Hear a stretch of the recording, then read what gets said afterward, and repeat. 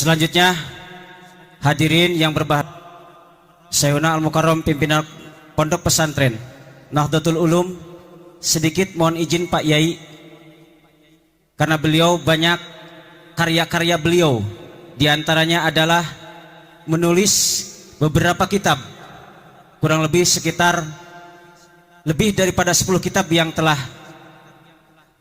ditulis oleh beliau.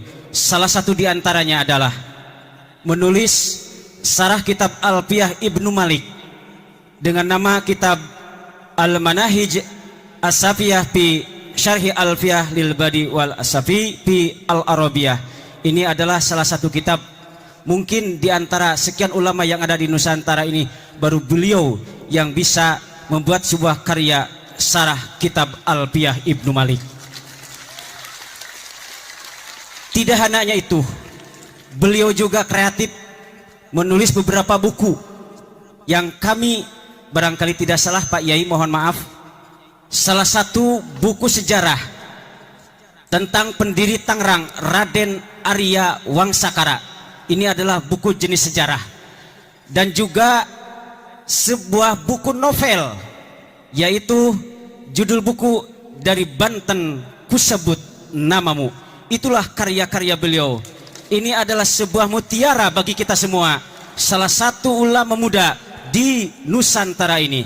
Untuk itu lebih jauh, marilah kita untuk memfokuskan kehusuan kita di dalam menerima apa yang akan beliau sampaikan kepada kita semua. Untuk itu, waktu dan kesempatan yang seluas-luasnya diberikan kepada beliau Syekhuna Al-Mukarram, pimpinan Pondok Pesantren Nahdlatul Ulum, sekaligus beliau sebagai Ketua RMI PWNU Banten. Kepadanya dipersilahkan.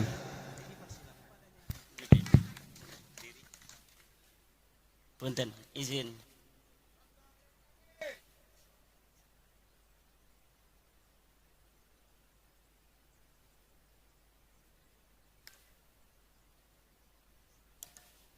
Assalamualaikum warahmatullahi wabarakatuh.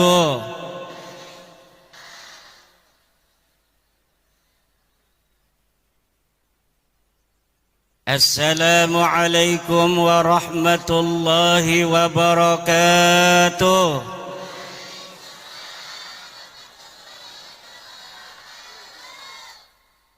Ibu-ibu muslimat yang semangat, Assalamualaikum warahmatullahi wabarakatuh.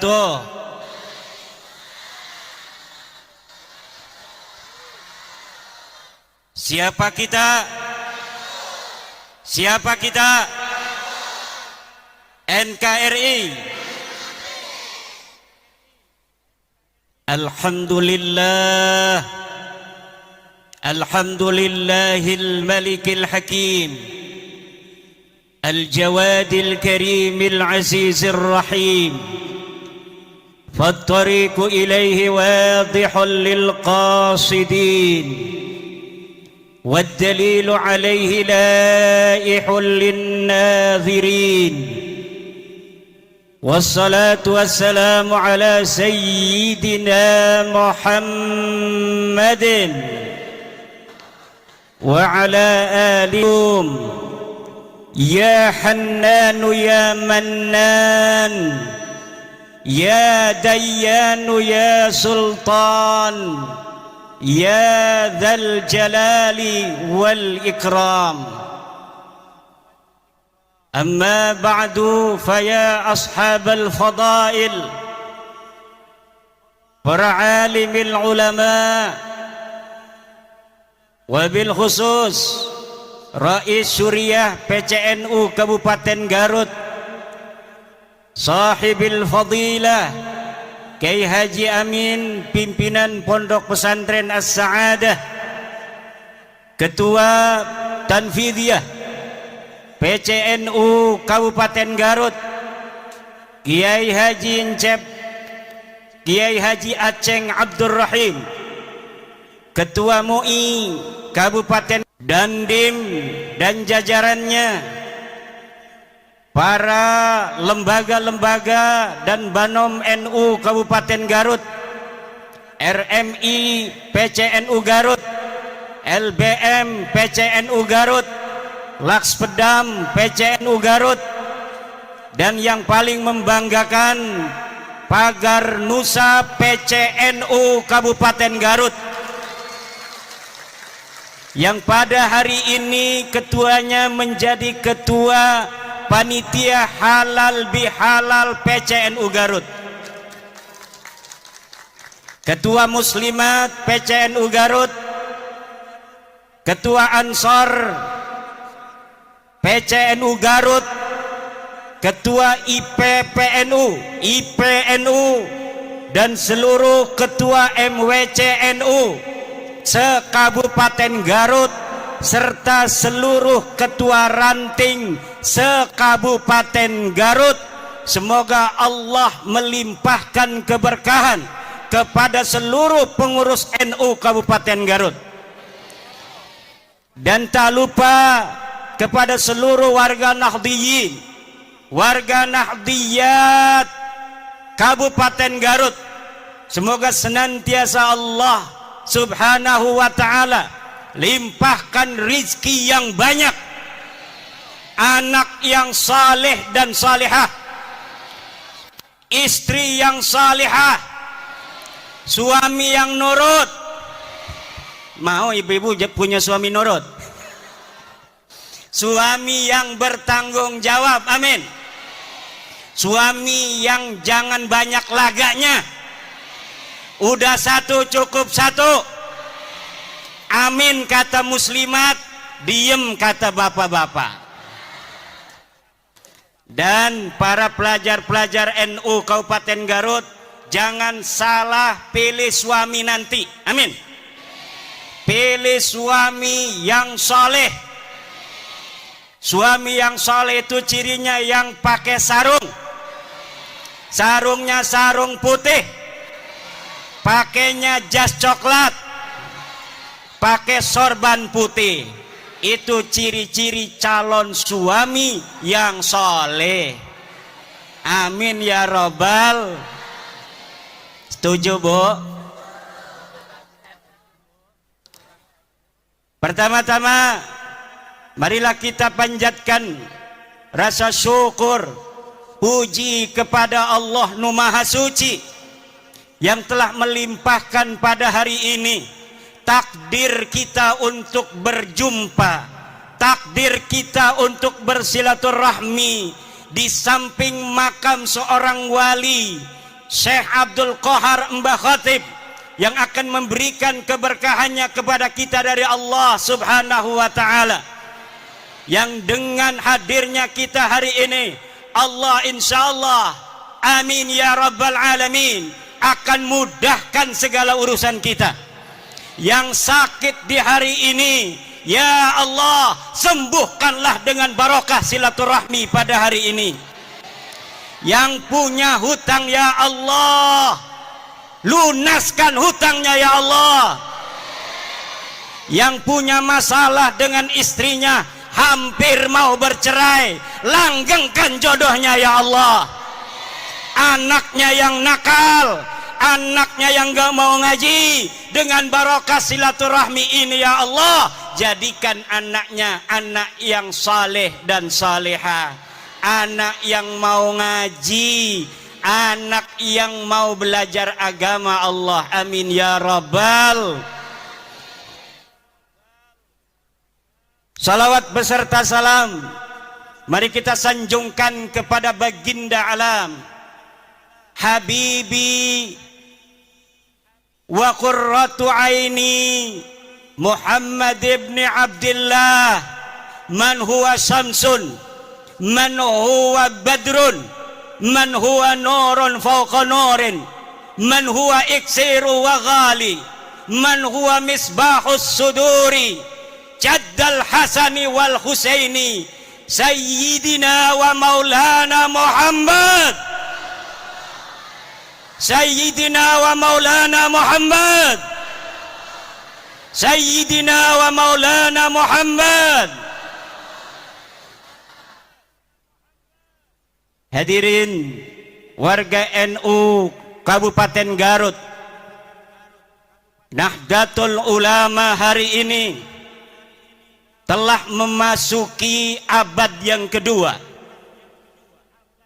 PBNU mencanangkan tema untuk abad yang kedua ini, merawat jagat, membangun peradaban.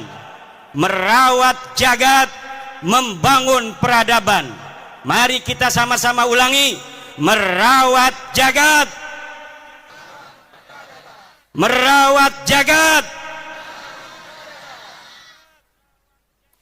Sejak NU didirikan 1926, NU bergerak membimbing umat. Kiai-kiai pesantren diorganisir untuk bersama-sama mengawal umat Islam agar menuju apa yang diridhai oleh Allah dan Rasulnya. Kiai-kiai NU mengawal umat bergerak melawan paham Wahabi ketika itu yang menuduh kiai-kiai pesantren terkena penyakit TBC, takhayul, bid'ah, dan khurafat. Kiai-kiai kita juga sejak berdirinya mengawal bangsa Indonesia untuk mencapai kemerdekaan Indonesia. Setelah merdeka 1945, Rais Akbar Nahdlatul Ulama Hadratus Syekh Hasyim Asy'ari membuat fatwa resolusi jihad, kewajiban untuk setiap umat Islam untuk mempertahankan negara kesatuan Republik Indonesia yang baru saja dimerdekakan. Dari mulai resolusi jihad tanggal 22 Oktober, umat Islam di seluruh Indonesia bertekad karena sudah adanya fatwa ulama bahwa kita wajib mempertahankan negara kesatuan Republik Indonesia ini. Maka tanggal 10 November umat Islam di Jawa Timur bergerak menuju satu titik untuk mengusir tentara sekutu yang waktu itu sudah datang ke Surabaya. Puluhan ribu anak-anak santri turun bersama bangsa Indonesia lainnya di dalam mempertahankan keutuhan negara kesatuan Republik Indonesia. Ribuan nyawa melayang, tapi nyawa yang melayang itu tidak ada artinya kalau dibandingkan kebahagiaan anak cucunya kita di hari ini. Leluhur kita yang telah menjadi syahid, leluhur kita yang telah menjadi pahlawan, di antara mereka ada yang dikenal, ribuan lagi tidak ada yang tahu. Mungkin leluhurnya mati ketika itu, anak cucunya hari ini tidak tahu di mana entah kuburnya. Tetapi perjuangan mereka telah menghasilkan kita kedamaian di hari ini, ketertiban dan kemerdekaan. Maka ini nikmat yang tidak boleh oleh kita warga NU dilupakan untuk senantiasa menjaga negara warisan para leluhur-leluhur kita ini. Jangan sampai negara ini berkuasa. Nahdlatul Ulama bersama elemen-elemen bangsa lainnya hadir di pemerintahan. Kemudian pada tahun 1965 Nahdlatul Ulama, kiai-kiainya, ansor bansernya bersama-sama elemen bangsa lainnya, dari muslimnya, dari kristennya, dari budanya, dari hindunya, dari konghucunya, mengusir dan membasmi Partai Komunis Indonesia yang hendak berkhianat terhadap bangsa Indonesia ini. Kemudian pada saat Orde Baru berkuasa, Nahdlatul Ulama tidak purek, kata orang Jawa Banten. Nahdlatul Ulama bahkan adalah satu-satunya ormas Islam yang pertama menerima Pancasila sebagai asas tunggal yang digagas oleh Bapak Soeharto.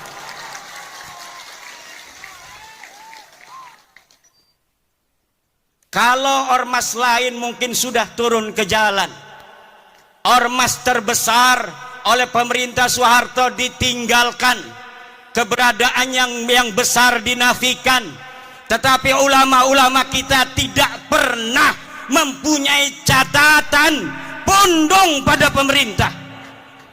Ulama-ulama kita tidak pernah ada catatan menggerakkan rakyat untuk melawan pemerintah. Tidak ada. Kesetiaan Nahdlatul Ulama terhadap negara kesatuan Republik ini bersifat final, mutlakon, bila qayyidin, baik qayyidin lazimin maupun qayyidin ghairi lazimin, mutlakon, bahwa negara kesatuan Republik Indonesia ini adalah bagi Nahdlatul Ulama bersifat final. Setelah reformasi hadir seorang putra Nahdlatul Ulama, Sayyidi Syekh Abdurrahman Wahid, Gus Dur, Allah takdirkan memimpin negara kesatuan Republik Indonesia. Pada zaman SBY, kemudian gerakan-gerakan radikal muncul di Indonesia. NU bersama warga bangsa lainnya berjuang bagaimana gerakan-gerakan radikal ini bisa diberantas dari Indonesia. Abuya Dimyati berputra Abuya Muhtadi. Abuya Muhtadi berfatwa bahwa gerakan-gerakan radikal semacam HTI, FPI harus dihilangkan dari Indonesia. Sebelum negara Indonesia ngeh terhadap HTI dan sebagainya, Abuya Muhtadi Dimyati sudah berfatwa terlebih dahulu beberapa tahun yang silam bahwa HTI harus dibubarkan dari Indonesia.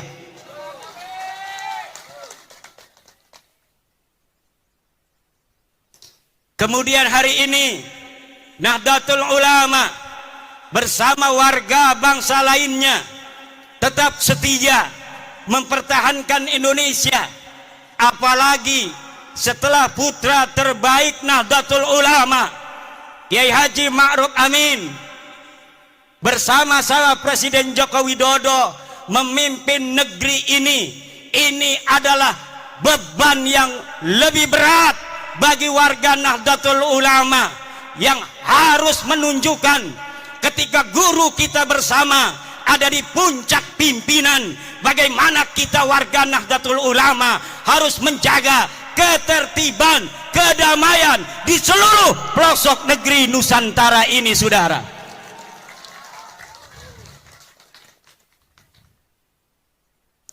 Indonesia ini negeri yang baldatun thayyibatun wa rabbun ghafur. Islam datang dibawa oleh Wali Songo. Islam datang dibawa oleh Wali Songo. Islam datang dibawa oleh Wali Songo.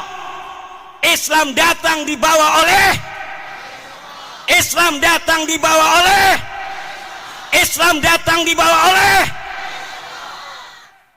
Islam datang, catat, dibawa oleh Wali Songo. Yang sekarang Nahdlatul Ulama mengkristalkan ajaran Islam Wali Songo dengan tawaran konsep Islam Nusantara. Kita Islam, tapi kita Nusantara. Kita Islam, tapi kita adalah Indonesia. Kita Islam dengan kesadaran bahwa ada saudara-saudara kita sebangsa yang berbeda, berbeda agama, berbeda suku, berbeda adat istiadat, berbeda budaya, berbeda bahasa. Ini harus lahir di dalam kesadaran kita, sehingga kita sebagai umat Islam bijaksana sebagai mayoritas di dalam mencetuskan setiap gagasan-gagasan kenek Indonesia Raya. Kita Bhinneka Tunggal Ika, berbeda-beda tapi satu. Kita ada berbeda dari sisi budaya, tapi walaupun kita berbeda-beda, kita tetap satu jua, yaitu Indo.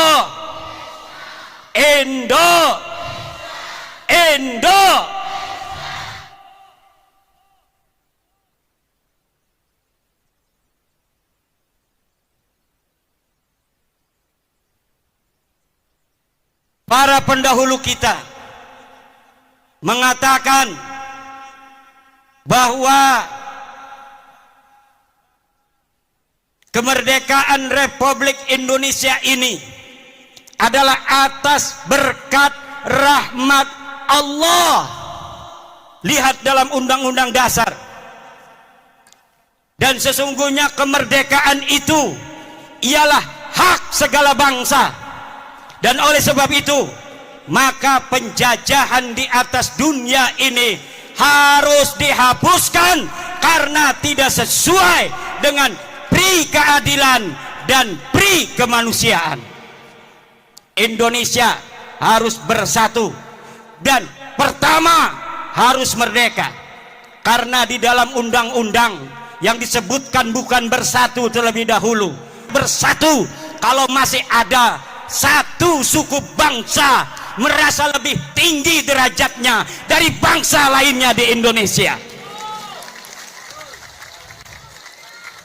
Buat apa kita bersatu kalau mereka, orang-orang yang bukan pribumi Indonesia, menganggap kita pribumi Indonesia adalah sebagai budak-budak mereka.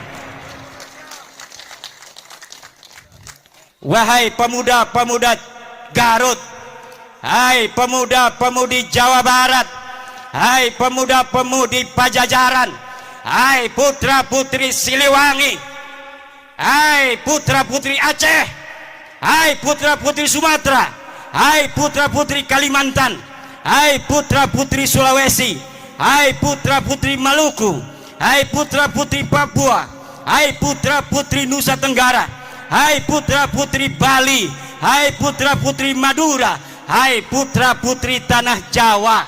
Kalian adalah pewaris-pewaris negeri Indonesia ini.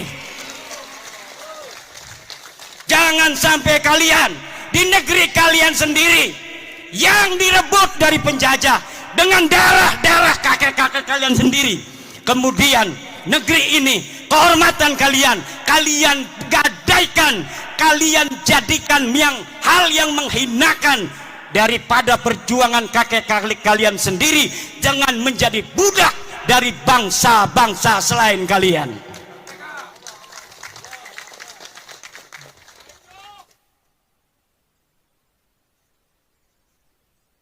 Tidak boleh dalam negara yang disebut Negara Kesatuan Republik Indonesia ini orang Jawa Barat merasa lebih baik daripada orang Jawa Timur. Tidak boleh.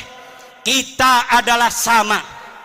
La fadla li Jawa Barat ala Jawa Timur, wala li Jawa Timur ala Jawa Barat. Kullukum min Adam wa Adam min turab. Semua kalian adalah ada darahnya turunan Nabi, yaitu Nabi Adam, dan Adam berasal daripada tanah. Maka kalian dengan yang lainnya adalah sederajat. Yang membedakan kalian dengan yang lainnya hanyalah ilmu pengetahuan kalian. Yang membuat kalian mulia adalah takwa kalian, bukan nasab dan darah kalian.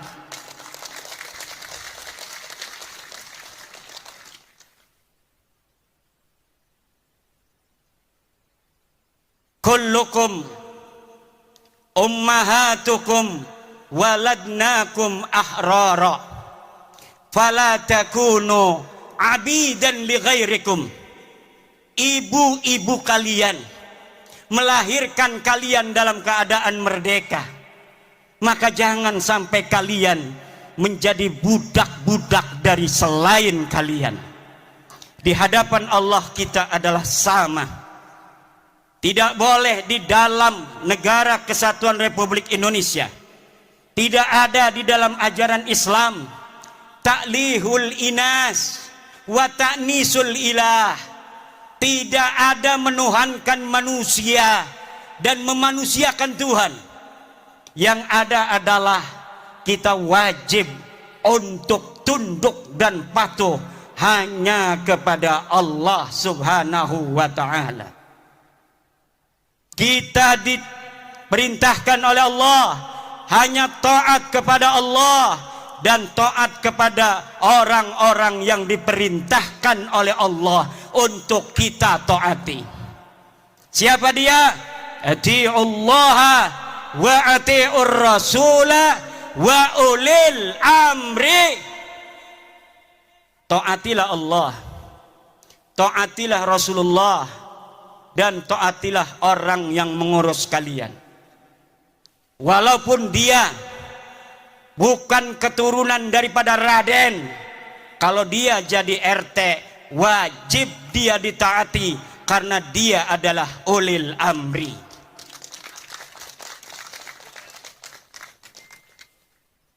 Walaupun dia turunan Nabi Nuh, turunan Nabi Ibrahim, kalau dia tidak jadi apapun dalam kehidupan, tidak ngurus urusan kalian, tidak ada kewajiban kalian untuk mentaatinya.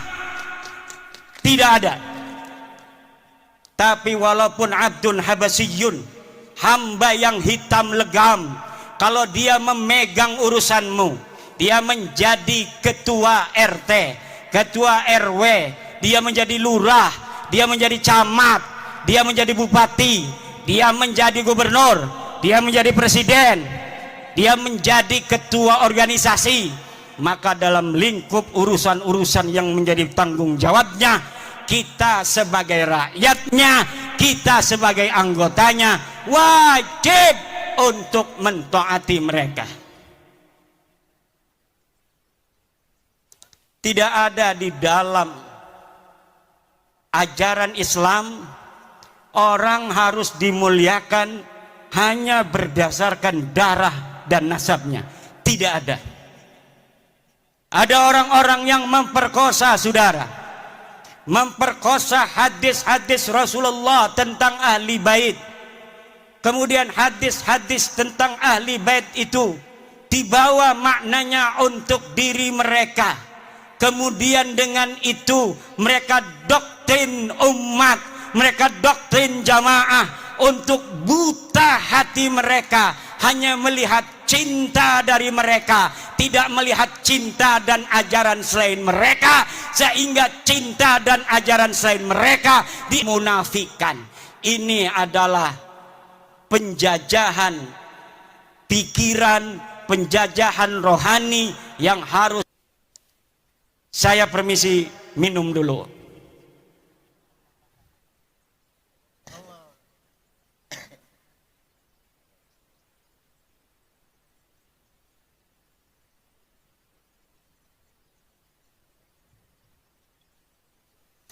Allah berfirman, walaqad karramna bani Adam, dan sungguh kami telah memuliakan anak Adam.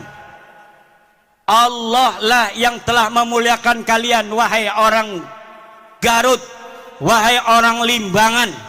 Maka jangan hinakan kalian di hadapan siapapun atas nama apapun, kecuali di situ ada perintah Allah Subhanahu wa ta'ala.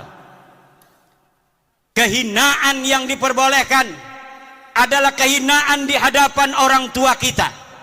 Wahfid janah, harus tawadu, harus menghinakan diri di hadapan ibu kita, di hadapan ayah kita. Wa man fi ma'nahuma indal ulama wa huwal masyayikh. Kalau dia bukan ibu kalian, kalau dia bukan ayah kalian, kalau dia bukan guru kalian, walaupun katanya dia kiai, walaupun katanya dia ulama, maka tidak ada kewajiban bagi kalian untuk menghormatinya dengan menghinakan orang tua dan guru kalian yang mengajari kalian sendiri. Artinya apabila ta'arud antara menghormati orang tua dengan menghormati ulama itu, maka orang tua harus didahulukan terlebih dahulu. Sekarang ini doktrinnya beda. Kalau engkau mencintai cucunya Rasul, walaupun ibumu sakit, maka engkau harus hadir apabila ada panggilan juang. Kalau ada panggilan jihad. Jihad apa? Negeri kita ini sedang tenang, saudara. Negeri kita ini aman, tentram. Ngedengerin ceramah juga bisa sambil beli cilok. Ngedengerin ceramah juga bisa sambil ngopi, bisa sambil ngerokok. Banser begana begini juga nggak ada apa-apa sebenarnya mah. Pura-pura sibuk. Aman tentram, betul nggak? Cuma Banser ingin menunjukkan penghormatan pada kiai-kiai saja. Sebenarnya nggak ada apa-apa. Negeri kita ini aminatan mutmainnah, aman dan tentram.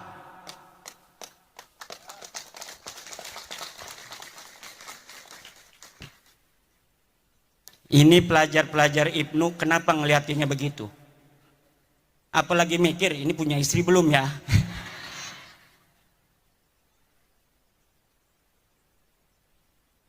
Gampang, saya tinggal ngontek ya Amin. Ya iya. Saudara-saudara kaum muslimin rahimakumullah. Yang terjadi hari ini adalah orang-orang yang memegang mic, tapi dia tidak memegang hati. Dia asal bicara, walau kadangkala menyakiti ratusan juta bangsa Indonesia. Bagi yang cinta pada dia karena sudah buta, mereka membenarkan mereka. Karena yang diajarkan adalah kebutaan. Yang diajarkan cinta. Dipanggilnya pengikut itu muhibbin. Tidak seperti Rasulullah memanggil pengikutnya dengan sebutan ashab. Imam Syafi'i memanggil murid-muridnya ashab. Para kiai memanggil pengikutnya santri. Tidak ada yang memanggil muhibbin. Para pecinta itu tidak ada, saudara. Muhibbin itu buta, karena sehingga yang menjadi pengikut mereka amat disebut ashab. Maka ketika Nabi Muhammad tiada, murid-muridnya para sahabat ini kemudian menjadi orang-orang tinggi derajatnya, bahkan bisa mengalahkan Rasulullah, dapat menguasai tanah yang lebih luas, sehingga mereka tanah yang dikuasai itu menyebut la ilaha illallah. Itulah murid-murid Rasulullah yang disebut ashab, bukan disebut muhibbin. Kemudian murid-murid Imam Syafi'i disebut ashabus Syafi'i, sahabat-sahabat Imam Syafi'i. Maka mereka kemudian menjadi ulama-ulama besar sepeninggal Imam Syafi'i. Cucu-cucu muridnya juga menjadi ulama-ulama besar. Kemudian cucu-cucu muridnya menjadi ulama-ulama besar. Mereka yang disebut sebagai ashab adalah mereka yang dididik untuk lebih mulia dan lebih pintar dari gurunya. Sementara mereka yang disebut muhibbin hanya dijadikan anak buah yang untuk mengorbankan diri bagi yang dicintainya.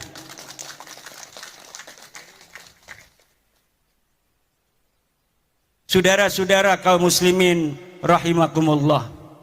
Apalagi mereka yang berceramah di media-media sosial, di hadapan-hadapan publik, belum pernah riyadhah hati, belum mencapai syarat yang sempurna. Syekh Abdul Qadir Jailani mengatakan, la yambaghi li faqirin ayyatasadda wa yatasaddara li irsadin nas illa in a'tahu Allahu ilmal ulama wa siyasatal muluk wa hikmatal hukama. Tidak segarutnya, layam bagi itu maknanya tidak segarutnya. Kalau orang Jogja tidak seyogianya, kalau orang Banten tidak sebantennya, kalau orang Cigawir layam bagi tidak segawirnya.